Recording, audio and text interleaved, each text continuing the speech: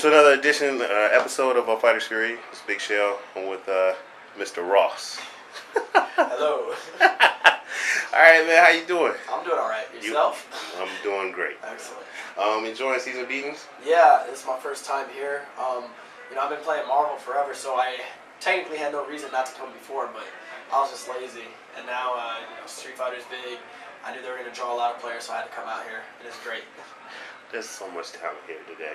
Yes. There's players from Japan, from Europe, from Los Angeles. There's killers everywhere. All right. So, tell a little bit about yourself, just that the world don't know. I think everybody pretty much knows everything there is to know about me. I don't really hide much. Right.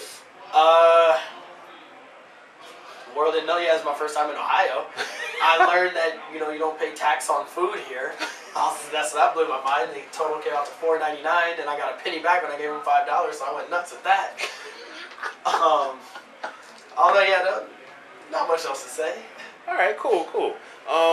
I just want to get into it right quick. I did an interview with Antoine Ortiz. It was like the third episode, and I asked him about. I said, I did name association, and then I asked him about the GameStop tournament. Okay. All right. Yeah. Can you explain your side of being at that tournament? Oh yeah. Where do you want me to start, from the beginning? Whenever, the floor is yours. All right. When they first told me about a Street Fighter 4 tournament at GameStop, I had gone down or whatever to check the signups. I talked to all my friends, and we made sure that we all went to separate GameStops because the plan was to have all 16 of us in the finals. Right. Sorry, we're gonna travel all over to separate ourselves. Right. Unfortunately, with the way things worked out, I was the only one that made it left. I was the only one that was last standing from Los Angeles or whatever. There was one more CSB Balrog. But aside from me and him, it's like everybody else just got knocked out. And I went to Atlanta to try to qualify for the final round, and I won that one. And then once I got to San Francisco, that's where I met all the other players. And a lot of these people I'd never seen before, so I just thought that was cool. Who are these dudes from these other areas that are just sick, sick as everybody else? That's kind of cool. And that's where I met Antoine, whatever, and that dude was cool. He was super cool. I still remember playing that Balrog. He brushed me down, and that's the only reason why I won. I was like, yes! He's not holding down back. If he holds down back, I'm done. There's no way I'm going to beat him. But, that was a good match, and he's a great dude. Okay. Yeah, but other than that, that tournament that was the start, I think, of, where Street Fighter has gone now. How huge it became. GameStop really launched it with that. Okay. Explain a little bit about, you have a hit, you and Gutex, cross counter. It's just amazing. Can you just explain a little bit about that and how that came about? Yeah, well, thank you. Basically what happened is that, we had run into the Machinima people when, auditioning for WCG Ultimate Gamer. Yeah, we were just waiting around or whatever in the lobby, and I had gone to use the restroom or something, and some dude recognized Gutex and said, "Hey, you're Gutex, aren't you?" And we were like, "Yeah, I am." Or what's going on? And the dude's like, we got Machinima. This is our office right here, and we have an early copy of Street Fighter 4, but nobody in the office knows how to play it. They said the videos we posted up, people laughed at us. We didn't know what we were doing, and then they were like, "Would you like to come in and play the game so we can record you playing and then put up some good stuff or whatever?" And Gutex is like, "Yeah, who I got with me here? It's Mike Rossi. He's over here." And they're like, "What?" And so we went in there, we played or whatever, and did a little interview and stuff. And they said, "You know what? People watched the videos and they liked it, and they said, can we do something else with you guys? Can we bring you guys on it? Maybe you guys do some kind of Street Fighter related thing or whatever." And so we talked, and that's pretty much, how Cross Counter came about. They wanted, Machinima was pretty much a site where they take user-submitted content, try to flip it into something. So that's how we came up with that concept. That's awesome. Yeah. The door, somebody knocking the door. We're at a tournament, so anybody busts in, don't be surprised. It's cool. It's gonna happen. A lot of people online, they consider you the people's champion. What do you say about that, man? I don't know where it came about. I don't know where it came from. there's nothing to respect about me. I'm cocky. I'm arrogant. You know, Right. I'm rude. And, Right. Oh no. I'm not gonna lie. Like it's cool when I hear that or whatever, and I think it's cool. I'm not gonna lie.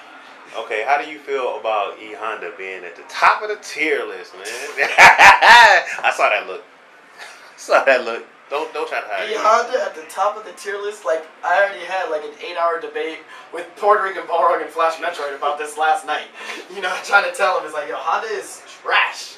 He is not. I mean, okay, I'm not gonna lie. He's good. He's really good. He's damn good. Come on, Yeah, stop it. he's good. He's all right. But I feel he's top 10. I firmly believe that he is not number 1. That's crazy to talk about. He is not the best. He is not the best character in this game. Right. That's crazy to say. Speaking of tiers, how do you feel that the top 5 are all charged characters? Okay. According to that tier list, right? Yeah. What was it? It was Honda, Bison, Chun-Li, Guile. And Balrog. Or do you? Oh my god. Is that top 5? They really say that's top 5? Yeah, they said All that. charged characters? All charged characters.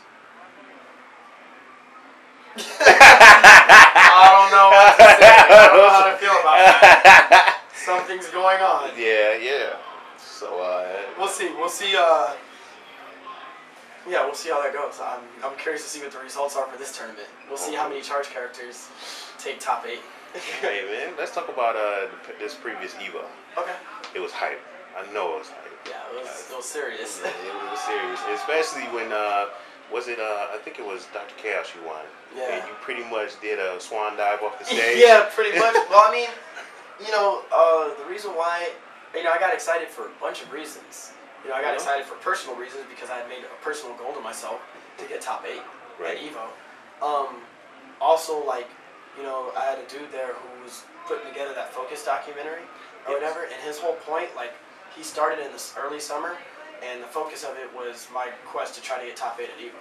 Okay. So the fact that I knew he was there, and that, like, you know, he's my personal friend too, and he's seen me lose a lot, you know, I am trash at this game, I admit, you know, and so, like, I know he was happy too to really see, like, he saw how hard I, like, was training to try to get there, and so, like, the fact that everything I did worked together for that moment, and that I won by 1 hit, you know, I got happy.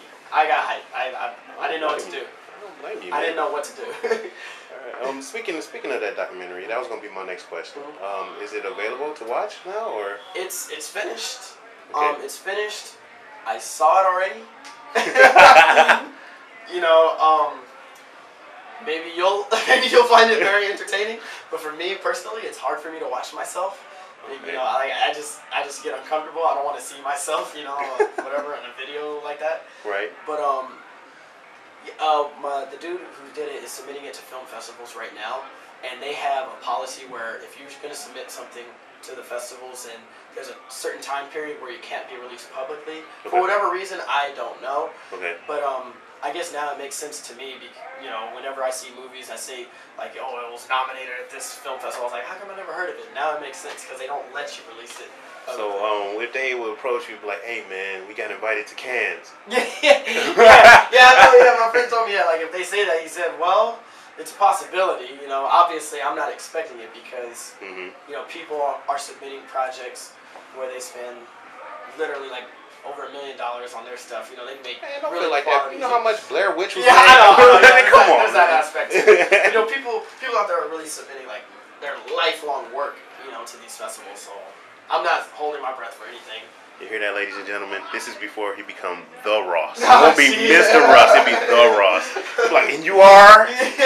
Handle him. Get him out of here. Nah, never be me. All right. I know the internet, they're like, well, you got Mike Ross for an interview, so you got to ask this question. The video. The YouTube video. Which YouTube? You know which YouTube video? Right. The Shakespearean masterpiece. All right, let me explain this. This is real talk right now. Okay? Let me explain to the world what happened. My friend came over, the same dude who was doing the documentary, and he said, oh, Mike, I have a project for my class, and I was wondering if you'd be able to help me out for it. I was like, yeah, of course, because I've helped him out and stuff in the past. And he said, I was like, what do you need me to do? He's like, oh, it's nothing big. I just wrote out some lines, or whatever, just copied some lines, and I just want you to play, Street Fighter, whatever, any game or whatever, and just recite it while you're playing and stuff like that. And I was like, yeah, no problem. He came over, we did it, and then the next day it was on YouTube. And I got told this from my friend. My friend sent me a text and said, like, what the heck are you doing? Like, this is the funniest thing I've ever seen. I was like, what are you talking about? And he told me he sees, like, me reciting Hamlet and stuff, and I was furious. Like, I was really upset. I was upset for about 3 days. I was like, man, that was not supposed to be online. He told me it was for a class project, which it was, but he just put it on YouTube.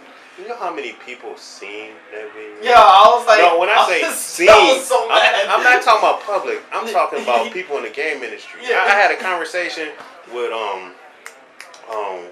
what's his name from I had a conversation with Torrance from Big Bag. I had a conversation with Hip Hop. And he's like, dude, you going to that tournament with Mike Ross? I was like, yeah. Man, tell him that video was so damn funny. I liked it, son. I liked it. I loved it. I was like, all right. I'll tell him. Man, that's hilarious. Yeah, I wasn't supposed to be out there, but apparently I got exposed. Man. So now everybody saw. Know, man. Some talent scouts might be looking at it like, yeah. Hamlet was playing Street Fighter. Yeah. Get his number. Yeah, exactly. All right, man. Like I said, 10 minutes. We went over a little bit, but it's cool. It's cool. And basically, this is the portion of the interview where I have it. It's called the shout out and rant out. You know what the shout out is, but the rant out is the opposite, where you say what's been getting on your nerves, who's been getting on your nerves, and what's been bothering you. So I'll leave it to you. Okay. First I want to give a shout out to everybody back in LA. all the folks in LA. Right. Definitely to Gutex, for taking me under his wing for this, whole Street Fighter scene and stuff like that. Rant out. Oh my gosh, what's been irking me lately? Yes. I have a rant out to egos. I think some players need to calm down when they win and or lose a match. Meaning, it's okay to be upset when you lose, but it doesn't necessarily mean that, I don't know. I've just been dealing with some salty issues lately. Oh. And I just feel like, if you lose, whatever. The other player outplayed you and was a better player in that scenario.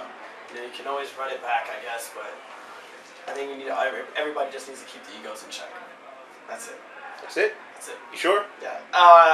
Yeah? That's all right. Yeah. All right. This has been Big Shell with Fighters Fury. We want to thank Mike Ross for taking the time. Oh, well, the Ross. taking no relation to Rick. But well, thank him for taking the time out of his busy schedule to do this interview. And we out. Thanks.